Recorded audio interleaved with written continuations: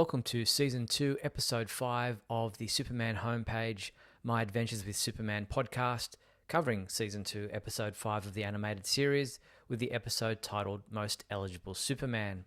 This aired on June 16th at midnight and was written by Josie Campbell and directed by Kiki Manrique. The episode starts with a glum Clark Kent walking into the Daily Planet where he runs into Lois Lane. They both start to talk about the other night, but their conversation is interrupted by Perry White, who rushes them into his office, closes the door and pulls down the privacy blind. He wants them to cover Metropolis's most eligible bachelor and bachelorette contest. Cat Grant overhears him and protests. It has always been her assignment. Perry insists he wants Clark and Lois to cover the story because Superman has been listed as one of the finalists, and because the event raises money for the Children's Hospital, Lois is sure he'll be there. Clark kisses Lois as he goes off to find Jimmy. Kat insists Lois take her along because she says she knows Superman's secret. Feeling guilty about the role he played in turning the Pentagon against Superman, Jimmy is trying to send Clark a text message when he stops a young woman from being hit by a truck. The young woman mistakenly thinks Jimmy is leader of the planet and introduces herself as Cara. She asks for his help finding her cousin. Clearly smitten by the girl, Jimmy spots Clark nearby and steers the girl away. Seeing Jimmy with his supervision, Clark wonders why Jimmy is avoiding him. At Metropolis's most eligible bachelor and bachelorette contest, Cat Grant reveals to Lois that she knows Superman is dating one of the other finalists. She wants to figure out who it is so she can figure out Superman's secret identity. Lois goes off to warn Clark and instructs him to act like he's single when he goes on stage. On the streets of Metropolis, Jimmy introduces Cara to ice cream. Cara reveals she's looking for her cousin, who she thinks is a warrior. At the Bachelor and Bachelorette contest, the finalists are introduced. One of them is Hank Henshaw, another is Silver St. Cloud. When Superman arrives, the crowd have many questions. As Superman describes his perfect partner, trying to cover his true feelings, Silver St. Cloud clearly shows an interest in the Man of Steel, much to Lois's discomfort. Hank Henshaw goes on a rant about how dangerous Superman is. Silver St. Cloud reminds him how Superman saved the city against Parasite.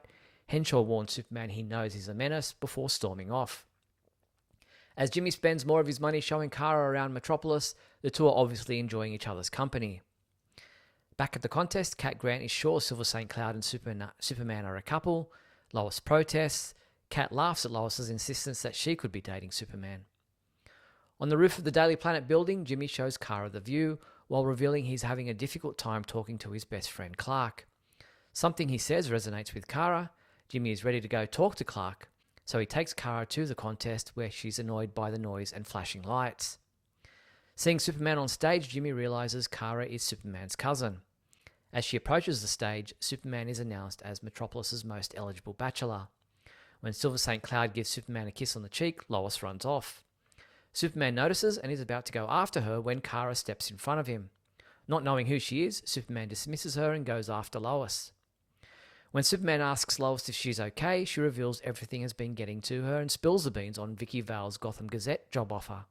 Superman also spills the news that he set off the Kryptonian beacon. Lois breaks down and doubts if their relationship is working. Superman asks her if she's breaking up with him. Before she can answer, Cara storms in. Angry at being dismissed, having answered his beacon, Cara is disappointed at who Superman is. She expected more of him. She gives him a choice: join her in conquering the planet or kneel before the new Kryptonian Empire. Superman tries to reason with her, telling her that the Kryptonian Empire is gone. As she dons Kryptonian armor, a disembodied robotic voice disagrees with him, saying the Kryptonian Empire is eternal. Cara asks the voice for her orders. She's instructed to take Superman down. As Cara attacks, Superman is concerned about the people who could be hurt. He flies away from the building, chased by Cara. In the skies above Metropolis, Cara continues her assault on Superman. As they fight, Kara's armor falls away. As Superman crashes to the street below, worried about the people, Cara looks on at the innocent bystanders, hesitating, until the voice of Brainiac insists she comply. As she fires her heat vision, another new power emerges from Superman. He emits a white energy beam from his mouth. This stops her attack. Brainiac is impressed with the new power and instructs Cara to bring Kal-El to him. As she continues to fight her cousin, Cara knocks him to the ground.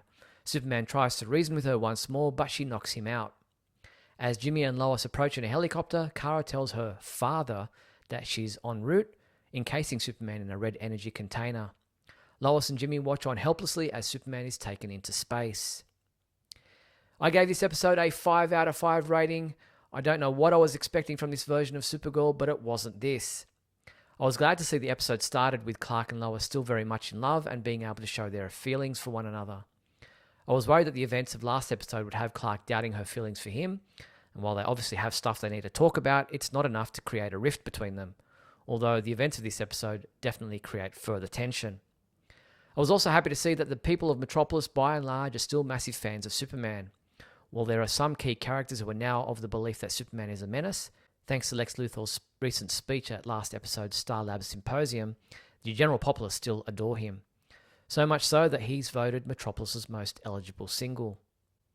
While he's actually in a secret relationship with Lois, Superman has to go through with the event, mainly because he's aware that it raised money for charity.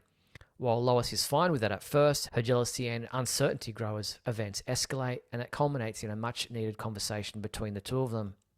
Unfortunately, that conversation comes at the cost of Superman realizing he's being approached by his long-lost cousin.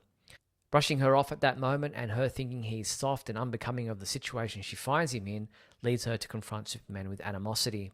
It doesn't help that Cara has been raised by Brainiac. This is a whole new take on the character that leaves us with so many questions. Setting her up as the antagonist of Season 2 is definitely an interesting angle and one I didn't see coming. It was cute that she and Jimmy were able to spend a day out on the town together, with the two obviously attracted to one another. Jimmy has had a couple of very interesting developments of late. He's already dodging Clark because he's feeling guilty about how the Star Labs Symposium ended up, and now he's unwittingly fallen for his Kryptonian cousin, who he brought to this event, only for her to get the wrong impression of who Superman is. Jimmy keeps digging new holes for himself. Kara's Zod bracelet and the Kryptonian armor was a surprise. I had my suspicions, but I did not expect her to be so wrathful. She's obviously been brainwashed by her upbringing under Brainiac's care. I can already see she's having some small doubts, which I gather will grow with each episode, but her being an enemy at this point in time is just another devastating blow in what has been a difficult time for Clark of late. Lois had her own emotional rollercoaster ride this episode, mostly thanks to Cat Grant. How she deals with the fact that Clark used the Kryptonian beacon, which resulted in the appearance of his aggressive cousin, will be another story point I'm looking forward to seeing play out. She did warn him. We're halfway through the second season and things have progressed quicker than I anticipated. I'm loving how quickly we're getting to some major events. With My Adventures with Superman, you definitely learn to expect the unexpected. I'm Steve Younis from supermanhomepage.com.